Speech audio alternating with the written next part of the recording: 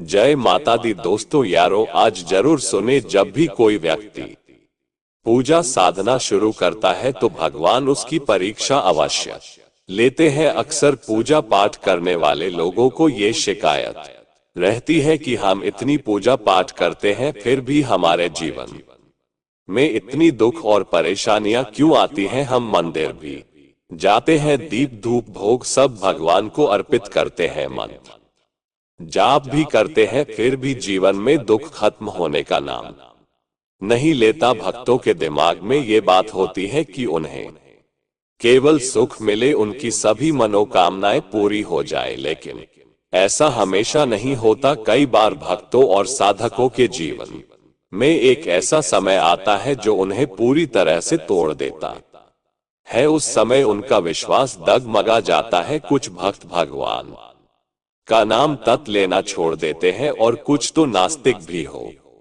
जाते हैं, क्योंकि वे उन परिस्थितियों को सहन नहीं कर पाते। वे यह नहीं समझ पाते कि उनके साथ ऐसा क्यों हो रहा है। दोस्तों, जब साधक और भक्त जन कहते हैं कि हमें परेशानियां लगातार आ रही है, दुख खत्म होने का नाम नहीं ले रहे, तो वह समय होता है जब भगवान की परीक्षा अपनी चरम सीमा पर होती है। उस समय साधक पूरी तरह से टूट जाता है। आज की वीडियो में हम आपको उन संकेतों के बारे में बताएंगे जिनसे आप जान पाएंगे कि भगवान की परीक्षा चरम सीमा पर है। ये अंतिम पड़ाव है जिसे आपको पार करना है, और इस पड़ाव पर अधिकतर साधक हार मान लेते हैं, परीक्षा में फेल भी हो जाते हैं। लेकिन दोस्तों, यही वो समय है जब आपको हार नहीं माननी है। तो आइए जानते हैं उन संकेतों के बारे में, लेकिन उससे पहले अगर आप हमारे चैनल पर पहली बार आए हैं तो हमारे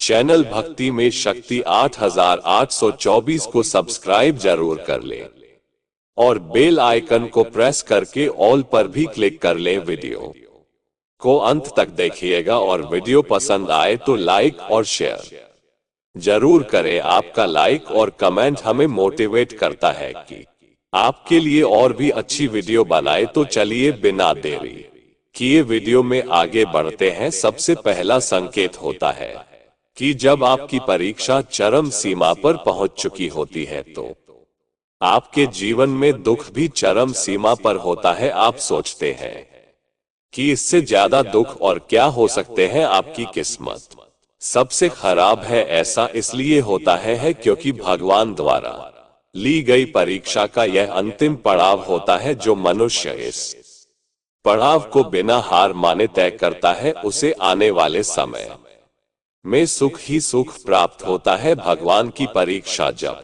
अपनी चरम सीमा पर होती है तो दूसरा संकेत ये होता है कि दोस्तों, जब भगवान आपकी परीक्षा लेते हैं तो वे आपका सब कुछ हरण कर सकते हैं। इसका मतलब है कि वे आपको राजा से रंग बना सकते हैं। जैसे कि यदि आपकी नौकरी है तो वह छूट सकती है, अगर आप बिजनेस कर रहे हैं तो आपको घाटा हो सकता है, मंदी की मार आप पर पड़ सकती है, या फिर आपकी सेहत खराब हो सकती है। बीमारियां आपको और आपके परिवार के सदस्यों को घेर सकती हैं। ऐसे हालात आपकी इष्ट पैदा करके आपके सामने खड़ा कर देंगे कि आप ये सोचने पर विवश हो जाओगे कि यह मेरे साथ हो क्या रहा है। इतनी पूजा साधना करता हूँ, भगवान को इतना मानता हूँ, फिर भी भगवान मेरी किस प्रकार की परीक्षा ले रहे हैं। क्यों इतने ज्यादा दुख मुझे भगवान दे रहे हैं। भगवान की परीक्षा के अंतिम पड़ाव पर दूसरा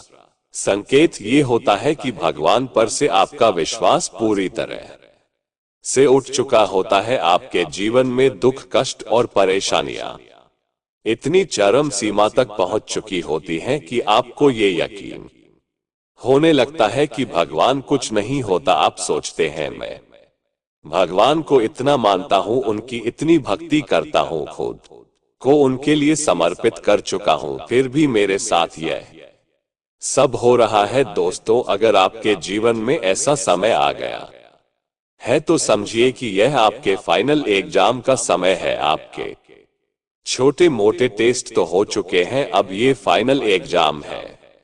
जिसमें आपको पास होना है। इस परीक्षा को पार कर लेने पर ईश्वर का मिलन संभव है। तीसरा संकेत होता है कि आप अपना सम्मान बिल्कुल खो चुके होते हैं। जब आप पूजा पाठ या ध्यान साधना में बैठते हैं तो घर के सदस्य जैसे आपके पिताजी, माँ, पत्नी या भाई आपको उल्टा सीधा बोलने लगते हैं। आपका घर में कोई सम्मान नहीं रह जाता, कोई आपकी इज्जत नहीं करता। रिश्तेदार और परिवार वाले आपको ताने मारते हैं, कहते हैं कि इससे कोई काम नहीं होता, ये पूजा भक्ति का धोन करता है। घर में क्या चल रहा है इससे इसको कोई मतलब नहीं। राशन घर में कैसे आएगा इससे भी कोई मतलब नहीं। नौकरी नहीं करेगा तो घर का खर्चा कैसे चलेगा, पैसे की इतनी दिक्कत है लेकिन इसको कोई फर्क नहीं पड़ता। इस तरह की बातें आपको सबसे सुनने को मिलती हैं। यहाँ तक कि उम्र में छोटे भाई बहन भी आपको खूब सुनाते हैं और आपसे कन्नी काटते हैं।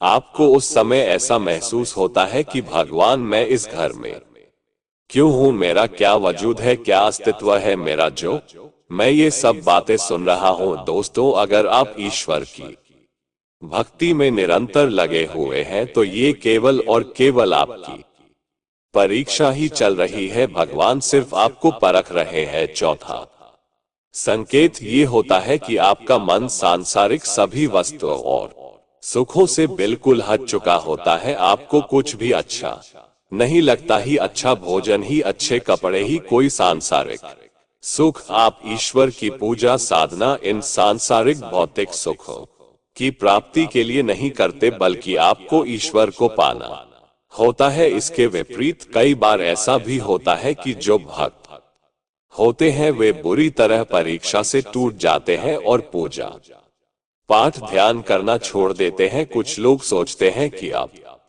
बहुत हो गया, अब मैं और ध्यान में नहीं बैठूंगा, ना ही मैं धूप दीप जलाऊंगा, ना पूजा पाठ करूंगा। लेकिन दोस्तों, अगर भूल से भी आपके मन में ऐसे विचार आए तो आप उसी समय परीक्षा में फेल हो जाएंगे। यही असली परीक्षा है आपकी। आपको ध्यान साधना नहीं छोड़नी है, पूजा पाठ नहीं छोड़ना है। पांचवा संकेत ये होता है कि आप परीक्षा के इस अंतिम पड़ाव पर पूरी तरह टूट चुके होते हैं। आपको कई बार ऐसा महसूस हो सकता है कि अब तो मेरे जीवन में अंधकार के सिवा कुछ भी नहीं है, मेरा जीवन ही व्यर्थ है, मुझसे तो कोई भी प्रसन्न या खुश नहीं है, कोई मेरा नहीं है, मैं क्यों जी रहा हूं, मेरा ना कोई काम बन रहा है और ही मुझे ईश्वर मिले ही मैं इस संसार को, अपने परिवार को कुछ दे सका। इस प्रकार के नकारात्मक विचार आप पर बुरी तरह से हावी हो जाते हैं। लेकिन यहाँ ध्यान रखने की बात यह है कि ऐसे समय में आपको बिल्कुल भी टूटना नहीं है, क्योंकि यह आपकी परीक्षा का अंतिम पड़ाव चल रहा है। जब भगवान द्वारा ली जा रही परीक्षा चरम सीमा पर होती है, ये सब मिलाकर भगवान की परीक्षा के अंतिम चरण के सातवें संकेत के बारे में जानना महत्वपूर्ण है। लेकिन आपको ये समझना है कि यह सब ईश्वर की ओर से आपको मजबूती और धैर्य की परख के लिए किया जाता है। इन परीक्षाओं से गुजर कर ही आप सच्चे अर्थों में ईश्वर के सानिध्य में पहुंच सकते हैं। दोस्तों, जब भगवान आपकी परीक्षा लेते हैं तो आप बिल्कुल अकेले पर जाते हैं। आप अपने और पराये के भेद को समझ चुके होते हैं। इस समय आप अपने दोस्तों, रिश्तेदारों सबसे अलग होकर अपना जीवन अकेले ही जी लगते हैं। सभी लोग आपका साथ छोड़ देते हैं, हर कोई आपका विश्वास तोड़ता है और आपको अब किसी से कोई उम्मीद नहीं रहती, क्योंकि ईश्वर आपको इस परीक्षा के जरिए आपकी खुद की शक्तियों पर विश्वास करना सिखाना चाहते हैं। वे चाहते हैं कि आप किसी और पर निर्भर ना होकर हर चुनौतियों का अकेले ही सामना करें। तो दोस्तों, अगर आप भी भगवान की परीक्षा के इस अंतिम पड़ाव तक पहुंच गए हैं, जहां आपके जीवन में दुखों की हद पार हो चुकी है, तो बस अब कुछ देर और इंतजार करें। सुख आपसे दूर नहीं है, आपकी परीक्षा बहुत जल्दी ही खत्म होने वाली है। यह नीति आपको आगे बहुत कुछ देगी। जैसा कहा जाता है, जब नीति आपको कुछ देने वाली होती है तो उससे पहले सबको आजमा लेती है। बस आपके साथ भी यही हो रहा है। आपको अभी हिम्मत से काम लेना होगा और कुछ दिनों बाद आप लोगों को अपनी सफलता की कहानी सुनाओ। इसलिए अभी इस वक्त हार मानकर परीक्षा में फेल मत हो जाना। दोस्तों, अगर आपको परीक्षा में पास होना है तो इस परीक्षा को पास करना ही होगा। पांचवा संकेत ये होता है कि आप परीक्षा के इस अंतिम पड़ाव पर पूरी तरह टूट चुके होते हैं। आपको कई बार ऐसा महसूस हो सकता है कि अब तो मेरे जीवन में अंधकार के सिवा कुछ भी नहीं है, मेरा जीवन ही व्यर्थ है, मुझसे तो कोई भी प्रसन्न या खुश नहीं है, कोई मेरा नहीं है, मैं क्यों जी रहा हूँ, मेरा ना कोई काम बन रहा है और नहीं मुझे ईश्वर मिले, नहीं मैं इस संसार को अपने परिवार को कुछ दे सका। इस प्रकार के नकारात्मक विचार आप पर बुरी तरह से हावी हो जाते हैं। लेकिन यहाँ